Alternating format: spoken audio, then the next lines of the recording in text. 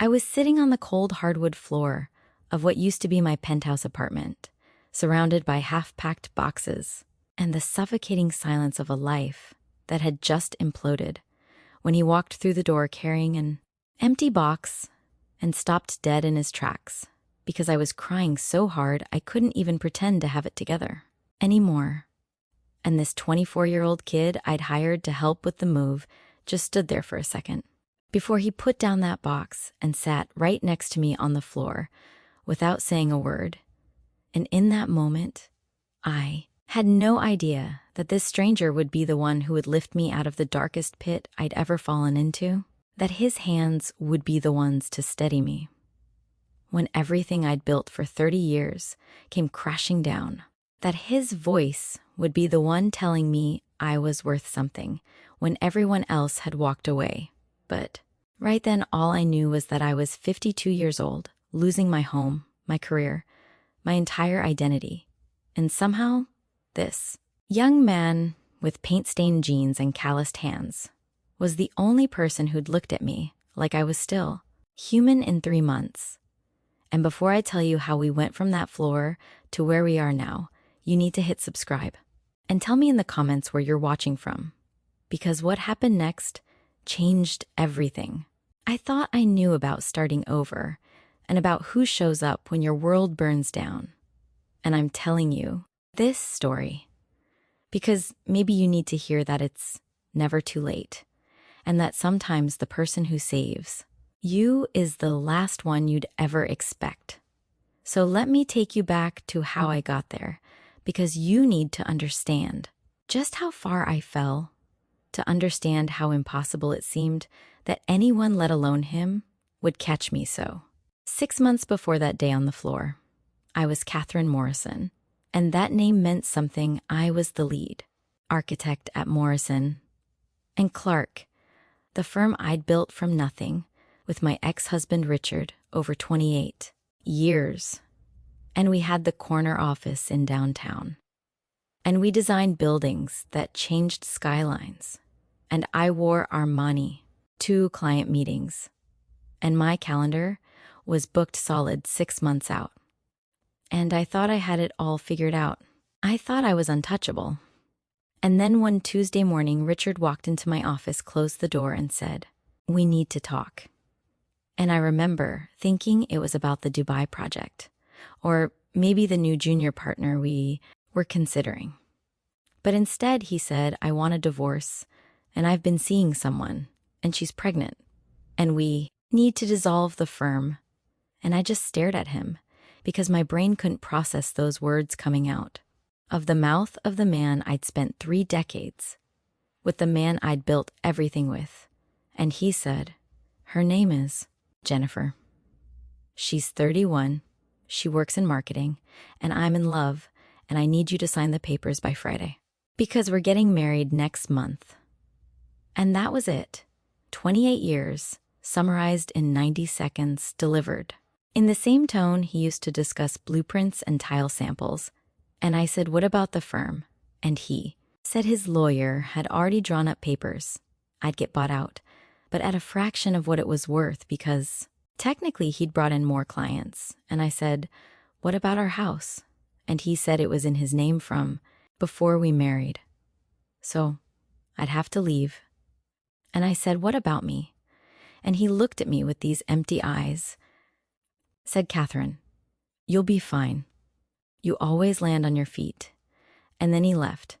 And I sat in that office for 4, just staring at the wall, trying to understand how my entire life had just evaporated. And the worst part, the part that really broke me, was that he was right about one thing. I'd always been the strong one, the one who fixed everything, the one who never broke down, never showed weakness. And now I was supposed to just land on my feet like always, except this time I couldn't, because the ground had disappeared completely. And over the next 3 months, I watched everything disassemble. He married Jennifer. I signed away the firm for a pittance because his lawyer was better and more ruthless Our so-called friends chose sides, and they all chose him because he had the charm and the charisma. And I was just the workaholic wife who probably drove him away. At least that is what I heard through the grapevine. Our grown daughter, Emily, who was 26, called me once to say, "Dad, seems really happy, Mom. Maybe this is for the best." And I said nothing because what do you say when your own child doesn't see that you're drowning? And the firm that had my name on it, literally had my name Morrison and Clark.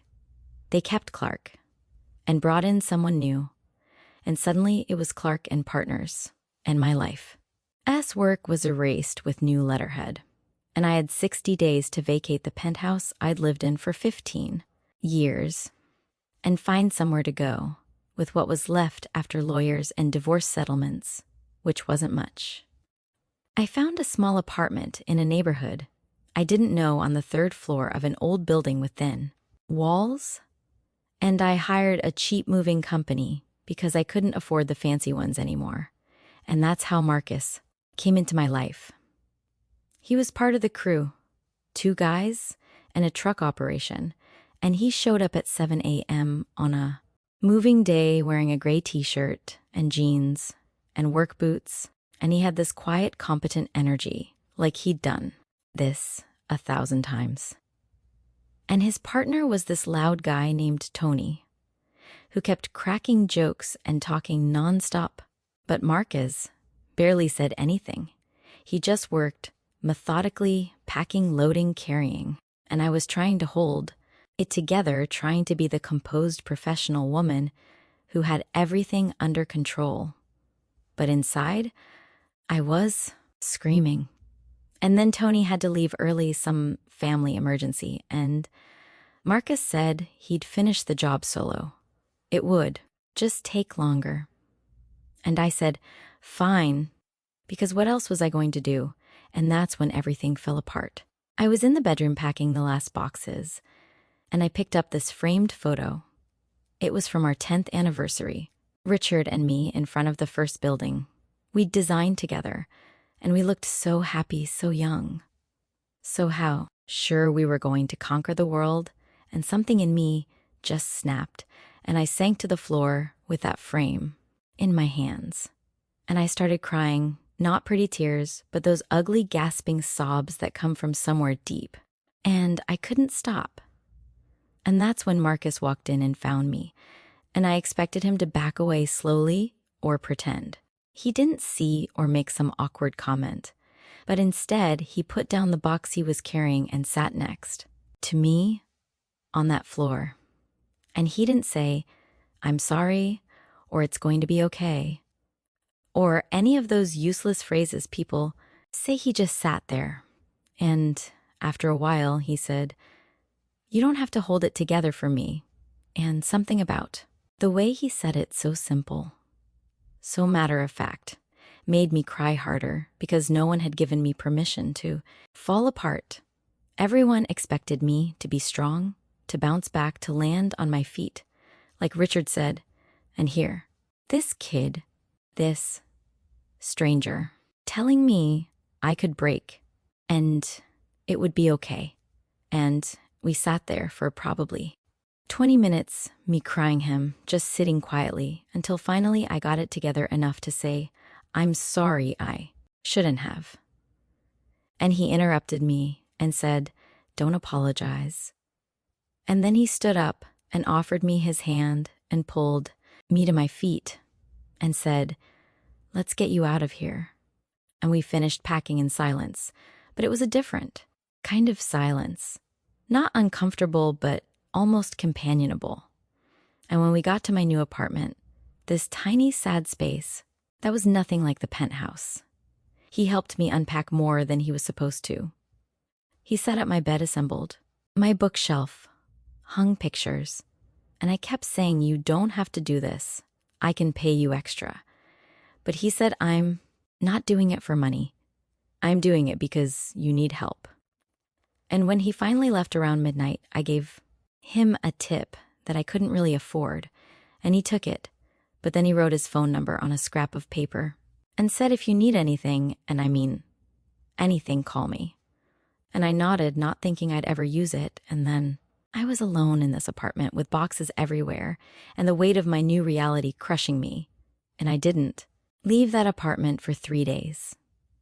I just sat there ordering takeout. I couldn't afford eating it cold from containers, staring at walls. And on day 3, my phone rang. And it was Marcus. And he said, I hope this isn't weird, but I was thinking about you and wanted to make sure you're okay. And I don't know why, but I told him the truth. I said, I'm not okay. I don't think I'm going to be okay for a long time. And he said, I'm coming over. And I said, you don't have to. And he said, I know, but I'm coming anyway. And an hour later, he showed up with groceries. And he made me dinner, actual dinner, pasta and salad. Nothing fancy, but it was the first real meal I'd had in days. And we ate at my small kitchen table. And he asked me to tell him what happened, so I did. I told him everything. The divorce, the firm, the betrayal, my daughter's indifference, the total collapse of everything I'd built. And he listened, really listened, not checking his phone, not interrupting, just taking it all in. And when I finished, he said, that's a lot to carry alone. And I said, I don't have anyone else. Everyone's gone. And he said, you have a me now if you want.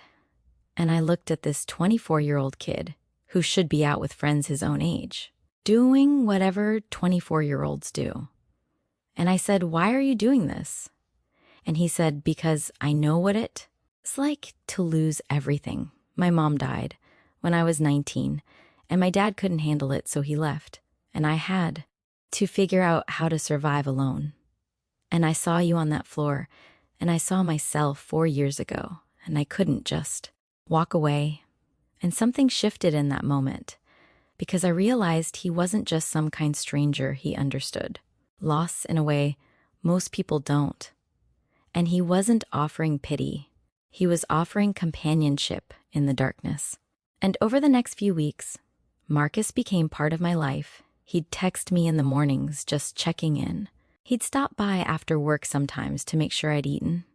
He helped me look for jobs because I needed income. And the divorce settlement was running out fast. And the architecture world had basically blacklisted me.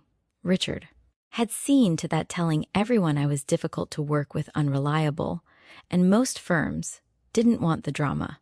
So I ended up taking a job as a drafting assistant at a small firm, making a third of what I used to. And it humiliating. But Marcus said there's no shame in surviving. There's only shame in giving up. And he was right. But it didn't make it easier. And one night, about 6 weeks after the move, I was having a particularly bad day. I'd seen Richard and Jennifer at a restaurant. They were laughing, touching. She had this visible baby bump, and he looked happier than I'd ever seen him. And I came home and just lost it. And I called Marcus at 11 p.m., sobbing. And he said, I'll be right there. And 20 minutes later, he was at my door, and I fell into his arms, literally, just collapsed against him. And he held me. And I became aware of how solid he felt, how warm. And I pulled back, embarrassed, and said, I'm sorry, I shouldn't have called. And he said, stop apologizing for needing someone. And then he led me to the couch, and we sat down, and he said, talk to me. So I told him about seeing Richard and Jennifer, and how it felt like watching a movie of a life that should have been mine but better. And Marcus listened. And then he said something I'll never forget. He said, you're not sad because you lost him. You're sad because you invested 30 years in the wrong person, and now you have to start over, and that's terrifying. But Catherine, starting over means you get to choose different this time. And I said, I'm 52 years old. What am I starting over for? And he said, for yourself. for the life you actually want, not the one you settled for. And I really looked at him for the first time. And I saw this old soul in a young face, someone who been forced to grow up too fast. He'd seen darkness and came out the other side, and I said, "How did you get so wise?" And he smiled this small smile and said, "Pain is a good teacher if you let it be." And then something happened that I didn't expect. He reached over and brushed a tear off my cheek with his thumb. And the touch was so gentle, so intimate that I froze, and our eyes met. And there was this moment, this charge in the air, and I saw him see me not as a broken older woman, but as just a woman. And I panicked and stood up and said, "It's late, you should go?" And confusion flashed across his face. But he nodded and left. And after he was gone, I stood in my living room with my heart racing, because what was that? And more importantly, why did part of me not want him to leave? And I told myself I was being ridiculous. He was 24. He was just being kind. I was projecting intimacy onto basic human decency because I was lonely and vulnerable, and I needed to get a grip, so I didn't call him for a week. I avoided his texts. I told myself I needed space to figure out my life without depending on someone else, especially someone so young. But the thing about Marcus was he didn't give up easily, and after a week, he showed up at my apartment unannounced. And when I opened the door, he said, "Did I do something wrong?" And I said, "No, you didn't." And he said, "Then why are you avoiding me?" And I couldn't lie to him. So I said, "Because I'm confused about what this is, about what we are." And he said, "What do you want us to be?" And I said, "I don't know, Marcus. You're 24. I'm 52. This whole thing is." And he interrupted me and said, "Is what feels right." And I said, "But people will." And he said, "I don't care what people think, do you?" And the honest answer was, I didn't know her if I cared anymore, because people had already judged me, abandoned me, written me off. So what did it matter? And I said, "This is insane." And he said, "Maybe, but I haven't been able to stop thinking about you since the day you and I know that's probably not what you want to hear, but I'm not good at pretending." And my breath caught, because I'd been thinking about him too in ways I shouldn't, in ways that made me feel guilty and confused and alive. And I said, "We can't." And he said, "Why not?" And I said, "Because you should be with someone your own age, someone who can give you a future." And he stepped closer and said, "I don't want someone my age. I want someone who sees me. And I see you, Catherine. I see how strong you are, even when you think you're broken. I see how you get up every morning, even though everything hurts. I see you. And that's more than anyone's ever given me." And I didn't know what to say, because no one had seen me in so long. Richard certainly never had. He'd seen the architect, the partner, the efficient machine, but not me, not Catherine. And here was this young man looking at me like I was something precious, something worth fighting for. And I said, "I don't know how to do this." And he said, "Neither do I. But I'm willing to figure it out if you are." And I should have said no. I should have been rational. And smart and protected both of us from the inevitable disaster. But instead, I said, "Okay." And he smiled, really smiled. And it was like the sun coming out after months of rain. And he said, "Okay." And then he kissed me. And it wasn't tentative or uncertain. It was sure and deep. And I felt it everywhere. And when we broke apart, I was breathless and terrified and more alive than I'd felt in decades. And he said, "I should probably go." And I said, "Yeah, you should." And he left. But everything had changed, and over the next few weeks, we fell into this relationship that didn't have a name. I didn't tell anyone, and neither did he.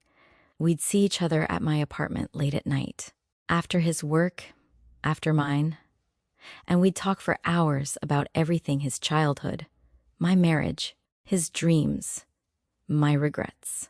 And we'd kiss. And it was intoxicating and terrifying, because I knew this couldn't last, because the world doesn't let 52-year-old women have beautiful, uncomplicated things with 24-year-old men. But I couldn't stop, and I didn't want to. And if you're still watching this, tell me in the comments if you've ever felt something you knew was wrong, but couldn't walk away from, because that's where I was. And then one night, about 3 months into whatever we were doing, Marcus said, "I love you." And I froze, because I hadn't said those words in years, because I'd stopped believing in them. And I said, "You can't love me. You barely know me." And he said, "I know enough. I know you take your coffee black with 2 sugars. I know you tap your fingers when you're thinking. I know you haven't spoken to your daughter in months, and it's killing you. I know you cry in the shower because you think I can't hear. I know you. And I love you." And I wanted to say it back because it was true. I did love him. But I was terrified because love had destroyed me before. And I said, "This isn't going to work, Marcus. Eventually you'll want kids, marriage, a normal life. And I can't give you that." And he said, "I don't want normal. I want you." And I said, "What about when you wake up one day and realize you wasted your 20s on someone who already lived theirs?" And he got frustrated and said, "Stop deciding my future for me. I'm not a child. Catherine, I know what I want." And I said, "You think you do, but," and he kissed me hard, cutting off my words, and said, "I love you, and someday you're going to believe that you're worth loving. And when you do, I'll still be here." And he. And I cried because I wanted to believe him. But I'd been trained by life to expect abandonment. And sure enough, 2 weeks later, reality came crashing in. My daughter, Emily, called for the first time in months. And I said, "Mom, we need to talk." And I said, "Okay."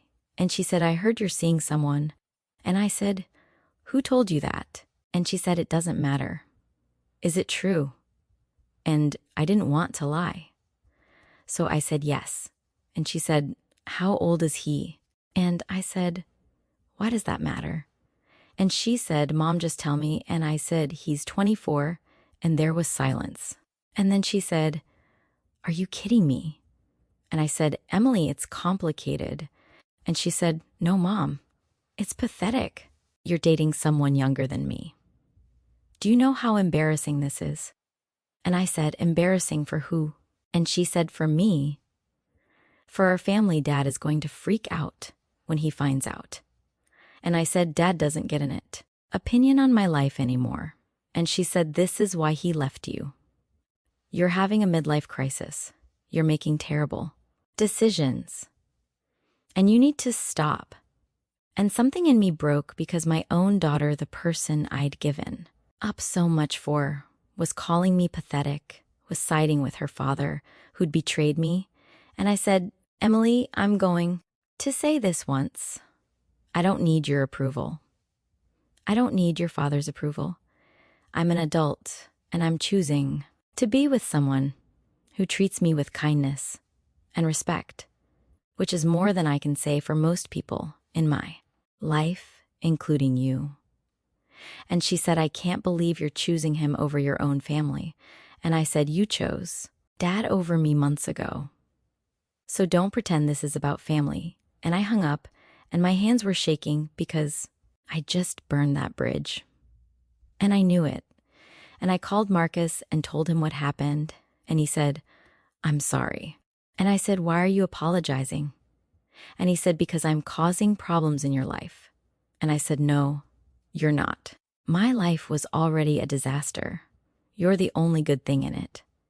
And he said, Catherine, if being with me costs you your daughter, maybe we should. And I said, don't finish that sentence, don't you dare. And he said, I just don't want to be the reason you lose more. And I said, the only way I'd lose more is if I lost you. And there was silence. And then he said, okay. And I said, okay. And we stayed on the phone, not talking, just breathing together until I fell asleep. And the next day, Emily called Richard and told him about Marcus. And Richard called me for the first time since the divorce and said, Catherine, what are you thinking dating a kid? And I said, first, he's not a kid. He's 24-2. It's none of your business. And he said, it is my business when your business, embarrassing our family and making yourself look desperate. And I laughed, actually laughed, and said, you're lecturing me about embarrassment, you, who left me for your pregnant mistress, who's barely older than our daughter. And he said, that's different. Jennifer and I are in love. And I said, and you don't think Marcus and I are? And he said, Catherine, be realistic. He's with you for money or some weird mother complex. And once he figures out you're with broke and broken, he'll leave. And those words hit me because they were my fears, my deepest insecurities. And I said, this conversation is over. And he said, when this blows up, don't come crying to me. And I said, I wouldn't dream of it. And I hung up. But the damage was done because Richard had planted seeds of doubt, and they grew fast. And that night, when Marcus came over, I was distant, and he noticed immediately and said, what's wrong? And I said, Richard's right. Maybe you're with me for the wrong reasons. And Marcus looked at me like I'd slapped him and said, you think I'm using you? And I said, I don't know, maybe subconsciously. And he said, Catherine, I work 2 jobs to afford my shitty apartment. I drive a car that's older than our relationship. I don't want your money. I don't even know if you have money. And I said, then, why me? Why are you really here? And he said, because you're the first person who's made me feel something real since my mom died. Because when I'm with you, I feel like I matter. Because you look at me and see who I actually am, not who you want me to be. And I wanted to believe him. But fear is louder than truth sometimes. And I said, I think we need space. And his face fell. And he said, space? Or are you ending this? And I said, I don't know. I need to think. And he nodded and said, okay. And then he left.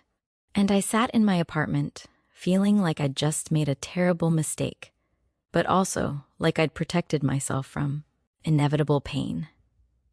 And I didn't hear from Marcus for a week, and it was the longest week of my life. And I realized I'd been wrong. I'd let Richard's poison infect something good. I'd let my fear make decisions for me, and I needed to fix it. So I called Marcus, and he didn't answer. I texted and got nothing, and panic set in because I'd pushed away the one person who'd stayed. And finally, after 3 days, he called back and said, I needed time to think too. And I said, I'm sorry, I shouldn't have doubted you. And he said, why did you? And I told him the truth. I said, because I'm terrified, because everyone I've ever loved has left me. And I'm just waiting for you to do the same. And he said, I'm not everyone else. And I said, I know that now. And he said, Catherine, I'm not going anywhere unless you tell me to. And I said, I don't want you to go. I was wrong. I was scared, and I took it out on you. And he said, I understand being scared, but you can't keep pushing me away every time you get afraid. And I said, I know, and I'll try to do better. And he said, okay, then come open your door. And I said, what? And he said, I am outside. And I ran to the door and opened it. and there he was holding flowers, cheap grocery store flowers, but flowers nonetheless. And I started crying again. And he said, "I'm tired of being apart when we could be together." And I said, "Me too." And he kissed me right there in my doorway for anyone to see. And I didn't care who saw because he was right. I was wasting time being afraid when I could be happy. And that night, we made love for the first time. And it was different than anything I'd ever experienced with Richard, with anyone. It was raw and real, and tender and passionate. And afterwards, lying in his arms, I felt safe for the first time in a year. And he said, "I want more than this. I want mornings with you dinners, public dates, everything." And I said, "Okay." And he said, "Yeah." And I said, "Yeah, let's do this for real." And he smiled against my neck and said, "Finally." And the next few months were the happiest I'd been in years. We went public. Sort of. We weren't hiding, but we weren't broadcasting it either. And people noticed the woman at the grocery store who stared the waiter at a restaurant, who looked confused my coworkers who whispered when Marcus picked me up for lunch, and I'd feel the judgment. But then I'd look at Marcus and see how he looked at me with pride and love, and none of it mattered. And my daughter still wasn't speaking to me, and that hurt. But I'd chosen myself for once. I'd chosen happiness over approval, and it revolutionary. And then Marcus got offered a job, opportunity in another state, better pay, benefits, room for advancement. And he turned it down without telling me. And I only found out because his friend mentioned it. And when I confronted him, I said, "Why didn't you tell me?" And he said, "Because I'm not leaving you." And I said, "Marcus, you can't turn down opportunities because of me." And he said, "I can, and I will." And I said, "That's not fair to you." And he said, "What's not fair is asking me to choose between my career and my life. And you're my life, Catherine." And I didn't know what to say because no one had ever chosen me before, not like this. And I said, "What?" "I came with you." And his eyes widened, and he said, "You do that." And I said, "Why not? I have nothing keeping me here." And he said, "What about your job?" And I said, "It's just a job. I can find another one." And he said, "Are you sure?" And I said, "I've never been more sure of anything." And he kissed me hard and said, "Then let's go." And we did. We packed up my tiny apartment. We drove 16 hours to a new city, and we started over together. And that was 2 years ago. And now I'm 54, and Marcus is 26, and we live in a small house with a garden that he planted. And I found work at a firm that doesn't care about my history, that values my experience. And Marcus is thriving in his new job. And we're happy, genuinely happy. And people still stare, sometimes still whisper. But I don't care anymore, because I learned that starting over isn't about going back to who you were before you lost. Everything, it's about becoming someone new, someone braver. And Marcus didn't just lift me up when I'd lost everything. He showed me that I was never really lost. I was just waiting for someone to see me for who I actually was, and to love me anyway. And my daughter Emily reached out 6 months ago. She apologized. She said she'd been wrong to judge me, that seeing me happy had made her realize that love doesn't follow rules. And we're rebuilding our relationship slowly. And Richard, well, I heard he and Jennifer got divorced. Apparently 31-year-olds grow up and realize they don't want to be married to 60-year-old men who cheated on their first wives. And there's a certain poetry in that. But I don't spend time thinking about Richard anymore, because my life isn't about what I lost. It's about what I found. And what I found was that rock bottom isn't the end. It's just the end. Place where you learn who you really are and who really loves you. And Marcus was there at my rock bottom. And he's here now at my rising. And he'll be here tomorrow and all the tomorrows after that. And if you're watching this and you've lost everything, or you think it's too late, or you believe no one could love you where you are, right? Now I'm telling you you're wrong, because I thought all those things, and I was wrong. And the person who saves, you might not look like you expect. They might be younger or older or completely different than what you imagined. But if they see you, really see you, then nothing else matters. Not age, not history, not what anyone else thinks. And that's what I learned from losing everything. And from the young man who was there to catch me when I fell, and who still holds my hand every single day, reminding me that I'm worth holding on to. So thank you for listening to my story. And remember, it's never too late to start over. And it's never too late to be loved. Exactly as you are right now in this moment, broken, beautiful, and worthy of everything good that's coming your way.